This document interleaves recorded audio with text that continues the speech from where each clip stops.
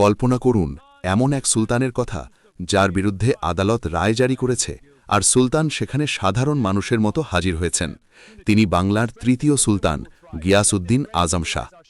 ১৩৮৯ সাল নিজের পিতার বিরুদ্ধে এক রক্তক্ষয়ী যুদ্ধের পর তিনি ক্ষমতায় বসেন, কিন্তু শাসনের প্রথম ১০ বছরেই তিনি প্রমাণ করেন তিনি কেবল যোদ্ধা নন, একজন আদর্শ রাষ্ট্রনায়ক।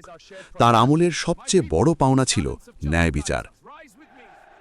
একবার ভুলবশত এক বিধবার ছেলেকে হত্যার দায়ে কাজী তাকে শাস্তি দেন, কিন্তু বিধবার দয়ার কারণে সুলতান ক্ষমা পান।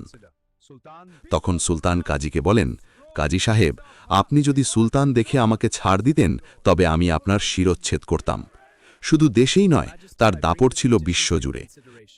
মক্কা মদিনায় মাদ্রাসা তৈরি থেকে শুরু করে চীনের সম্রাটের সাথে উপহার বিনিময় বাংলাকে তিনি বিশ্বমঞ্চে চিনিয়েছিলেন এই ১০ বছরেই। পারস্যের বিশ্বখ্যাত কবি হাফিজ সিরাজি পর্যন্ত তাকে নিয়ে কবিতা লিখেছিলেন। শিল্প, সাহিত্য আর ইনসাফের এক অনন্য নাম ছিলেন এই আজম শাহ। আজকের দিনে কি এমন বিচারক আর রাষ্ট্রপ্রধান খুঁজে পাওয়া সম্ভব? কমেন্টে জানান আর সাবস্ক্রাইব করুন এমন আরও ইতিহাসের জন্য।